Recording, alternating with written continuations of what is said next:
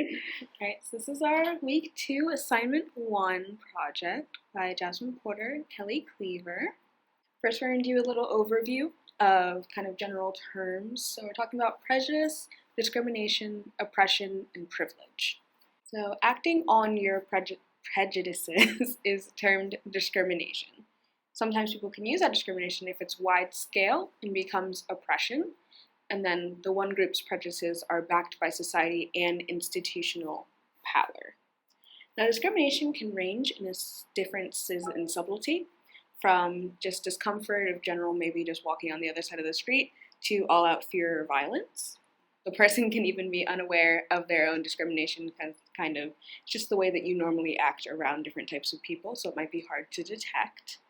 And you cannot have prejudices and not discriminate, and it can be subconscious, like I said. Now, oppression is there's a minoritized and there's a dominant group. So the minoritized group obviously is the power that's in the minority, but we used a different term just to realize the scale of what I guess is happening. And again, it occurs when one group's prejudices are backed by society and institutional power. So it's basically the prejudices on a full scale, and it's included in the power to enforce it throughout the whole culture. And then our last term is privilege, which is when resources that are supposed to be shared by all are only constantly available to the dominant group, of course as in white privilege, but we'll get to that a little bit later. By the dominant group, they don't normally recognize it. It's just kind of the way that things are for them, and they may not realize that other people are struggling as much. They might think you just have to work harder a little bit and you'll get to where they are, but the system's not actually made that way. There's a term called internalized dominance. So they don't need to think of themselves as superiors based on the group membership. It's kind of embedded in the way that the systems operate.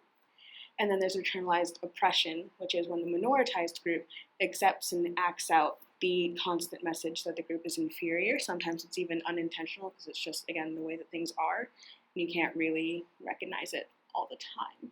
So there's a cycle of oppression, and it starts with misinformation and misrepresentation, and the invisibility can also be a form of this misrepresentation, because if you don't see it at all, then it makes you, or not makes you, but it makes the consumer of any media or anything realize that maybe this person's not important or this group is not important because they're not represented at all in the media. So it denies their experiences, and then nothing in the dominant culture can attest to the positive existence or value of that group. So after the misinformation, social acceptance, this mistreatment so becomes more widespread, and then after that is institutional reinforcement, which is long-term systematic oppression.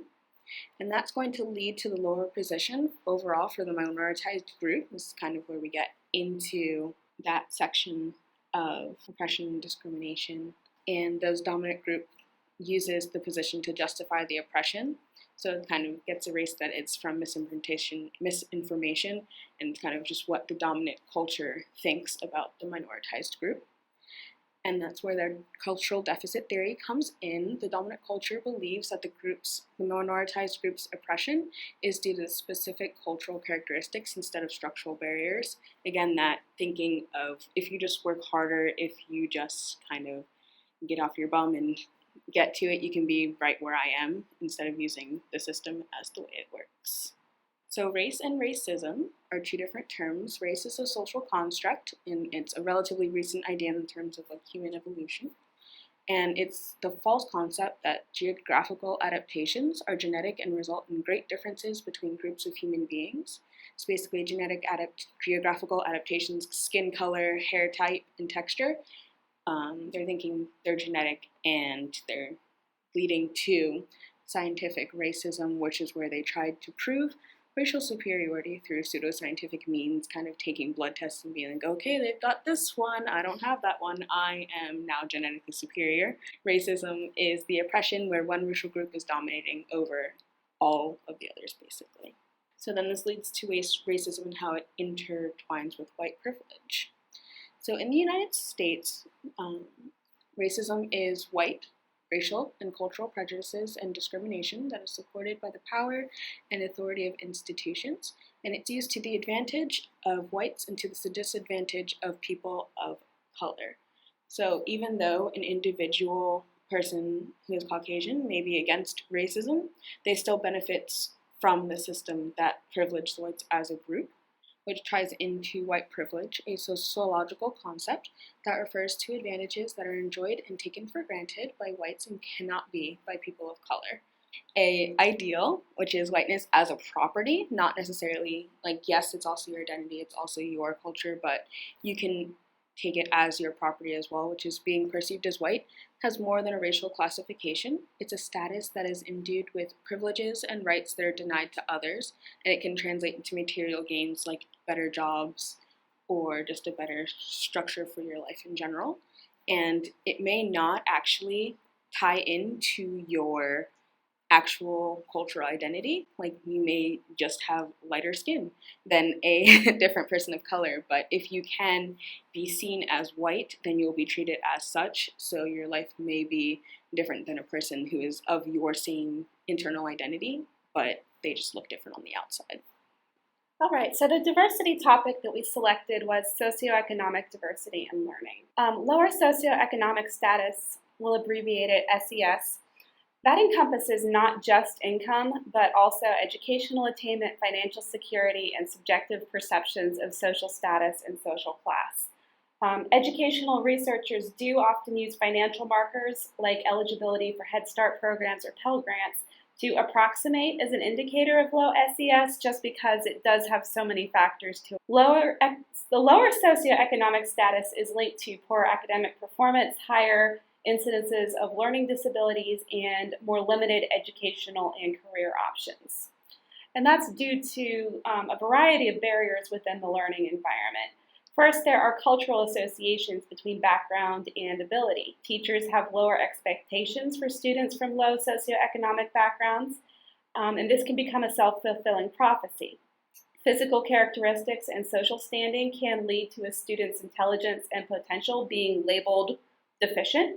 There's also a divide between the culture and the perceptions of the school and the home. Schools typically have a middle-class culture, and the practices of education reflect the overall social structure, which is one that generally reinforces negative stereotypes and attitudes towards students from low socioeconomic backgrounds. Many families with low SES view learning as important, but they don't have the resources or the knowledge that would really help them to foster their children's academic development well. And a lot of parents from low SES backgrounds have past experiences that make it really difficult for them to seek out help or resources from their children's teachers. There are also limited school and family resources to go around. Schools in areas with high percentages of students from low SES backgrounds have fewer resources. And of course, struggling to survive is going to take the focus away from teaching and learning and have an adverse effect. Other barriers to learning include that a lot of educators assume that families from low socioeconomic backgrounds do not value learning. They have an idea that parents are unwilling or uninterested in participating in their children's education, and that also can become a self-fulfilling prophecy. Fathers, particularly from this type of background, may find their role confusing. They may view fostering education as a feminine role and not be sure how they can participate in their children's education, even if that's something that they value. Parents who are more highly involved in their children's education tend to be from higher socioeconomic groups. Lower income families may not have the time, resources, or the educational experience to participate in the same way. And children from the lower socioeconomic backgrounds are therefore less prepared for school, and they face challenges from the start. Those children may feel that their options are limited. They may develop a belief that college or certain careers are just unattainable to them, and that can take place as early as the age of 9. Without the belief that further education is possible, they may not apply themselves as much, they may feel discouraged from learning, and they may never reach their true potential. Students from low socioeconomic backgrounds who do make it to college sometimes feel like just getting to college is success. So it's a mindset that can place barriers for them. And then there are challenges of getting into and getting through college. College costs have risen. You only have a high school diploma. It's very difficult to work and pay your way through college. Students from low socioeconomic backgrounds work more hours, and that makes it more challenging for them to keep up with their studies. and they also lack the financial safety nets that their peers have. The poorer you are, the longer you are likely to take to graduate. There are ways to overcome the barriers and create a more inclusive learning environment. Early intervention is key. Focus on empowering the parents of young children to be involved in their children's education. It's important to value and respect the parents and their contribution to their children's academic development. These parents can be full participants in their children's early literacy. Intervention programs should equip these parents with specific activities and resources that can be incorporated into daily life. It is not really helpful for this population to say things like work with your child at home. They may not know how to work with the child at home. They don't know what is helpful. So give examples of specific things that they can do to foster their children's development. When children are in the K-12 environment, they need help and encouragement to recognize their potential. Their views of what is possible for them might be limited by their environment, so it's important to ensure that they have accurate information about potential careers. It's important to let them know that there are multiple ways to afford college. It's not necessarily something that's unattainable for them. Express confidence in their learning potential and their ability to reach their dreams. And again, it's very important for this encouragement and information to start before high school, because at that point many children have already mentally ruled out a lot of options. If students go on to college or other post-secondary education, there are things that can be done there as well. It's a good idea to promote work-study positions that develop meaningful job skills. It's very important to ensure that students have access to clear information about all of their financial aid options. In the classroom, use multiple modes of engagement and provide different pathways for achievement, so students who didn't receive the same foundational instruction in writing or test taking aren't penalized as heavily. And prioritize accessibility and face-to-face time with instructors. That can be tremendously helpful to students from low socioeconomic backgrounds to have that personal connection with the people who are teaching them, and that can make a huge difference. You can view our references here. Please pause the video if you want to look at one of these in more depth. Thank you.